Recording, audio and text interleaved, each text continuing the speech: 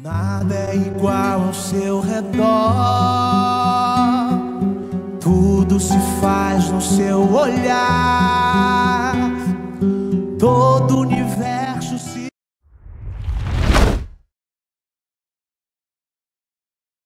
Olá galera, bom dia, boa tarde, boa noite, mais uma vez estamos aqui para falar de mais uma lição. Meu nome é Davi. My name is Stephanie. Uau, Tá manjando dos inglês. Hoje tem como tema a lição O que você vai ser quando crescer, a lição de número 6.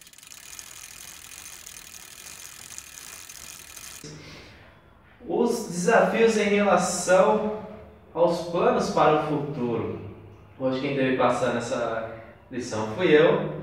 E em Provérbios 16:1 diz: o homem mortal faz planos elaborados para a vida, mas é o Eterno que tem a última palavra.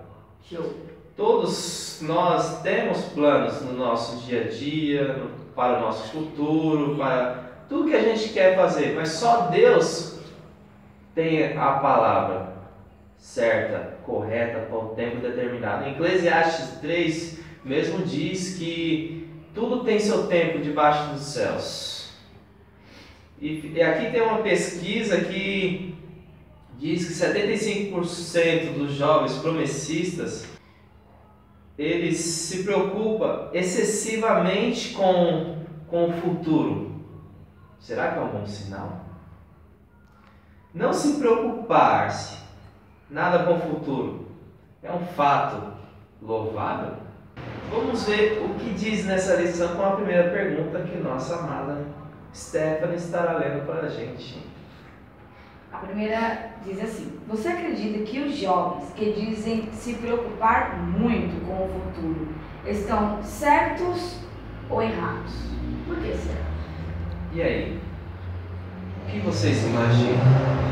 Eles estão certos ou estão errados? Pode se prejudicar, né? Por quê? Por que se prejudicar? Porque muitas das vezes a gente pensa muito no futuro mesmo. A gente pensa na escola, na faculdade, trabalho. Sempre a gente quer o nosso melhor. Seja até na prova, a gente pode pensar muito ali, como é que vai ser essa prova, estudar. No serviço, também a gente pensa na dificuldade que a gente tem com o patrão, algo assim. Então, isso pode prejudicar, porque a gente, vamos pensar assim no futuro em forma de um casamento, namoro, coisas assim. Por quê? A gente planeja muitas das coisas. Nós, seres humanos, tem essa tendência de querer planejar muito as coisas, mas não deixar a vontade de Deus em primeiro lugar, que o mais correto é deixar a vontade de Deus em primeiro lugar. Porque muitas das vezes a gente planeja daquela forma, mas Deus tem um outro propósito para a gente, e a gente acaba se frustrando, acaba se desanimando. Então a gente tem que ter um certo cuidado com a nossa ansiedade, porque isso acaba se tornando uma ansiedade. A gente tem que saber controlar isso. Vamos entender um pouco. A preocupação com o futuro é natural do ser humano. Mesmo entre os cristãos, é comum ouvir relatos que demonstram inquietação com os dias que ainda virão, e se é que virão. Aqui o tempo é determinado, Deus determina. Hoje a gente pode estar aqui, amanhã a gente não pode estar. O tempo depende de Deus.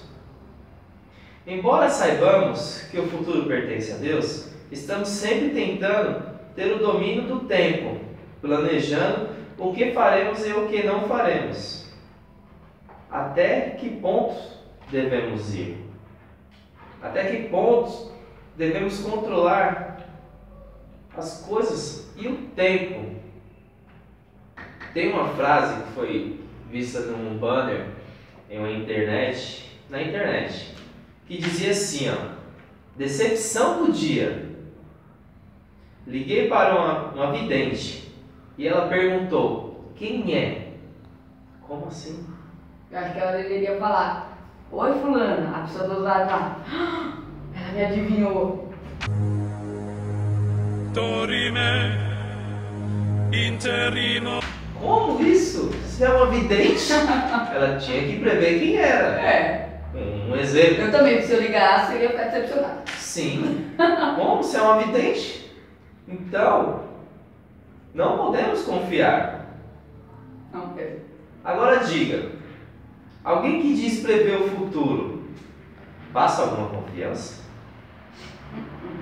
Naturalmente que não. Em Mateus diz: portanto, não se preocupe com o amanhã, pois o amanhã se preocupará consigo mesmo. Basta a cada dia o seu próprio mal. Se encontra em Mateus 6,16.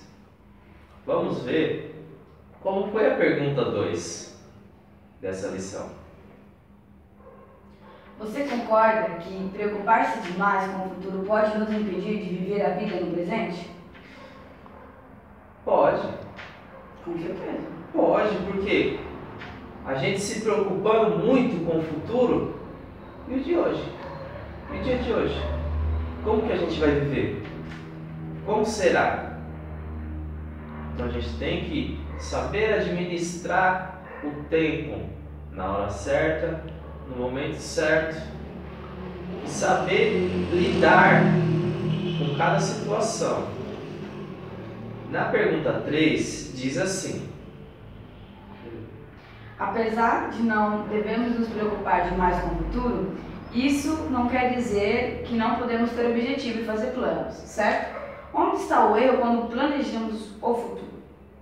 E aí? Devemos sim fazer os planejamentos e se preocupar com o futuro, mas sempre em primeiro lugar, a vontade de Deus em primeiro lugar. A gente tem planos? Sim. A gente tem que saber aguentar essa ansiedade toda para poder lidar com isso, mas que seja tudo na vontade de Deus, no tempo certo e no momento certo, tudo vai dar certinho. Podemos viver, vamos viver um pouco mais disso daí.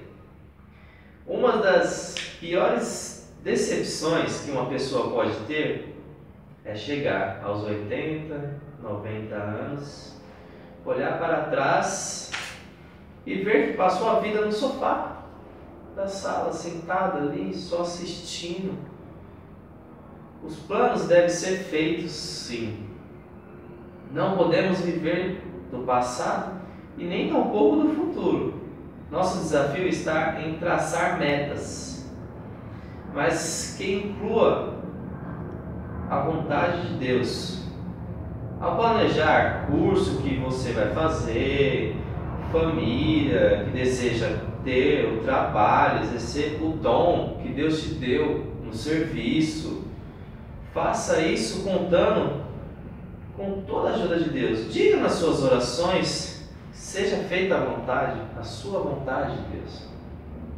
Ele vai te dar toda a direção, todo o discernimento para você conseguir as suas metas, os seus objetivos, mas tudo no tempo de Deus. Aí entra a questão 4.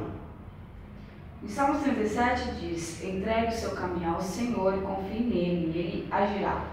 Com base nesse salmo, como pretende se comportar em relação ao seu futuro? E aí, como você pretende? Diz que entregue o caminho ao Senhor. A gente tem que entregar todos os nossos desejos, as nossas vontades, tudo no caminho do Senhor. E confiar nele.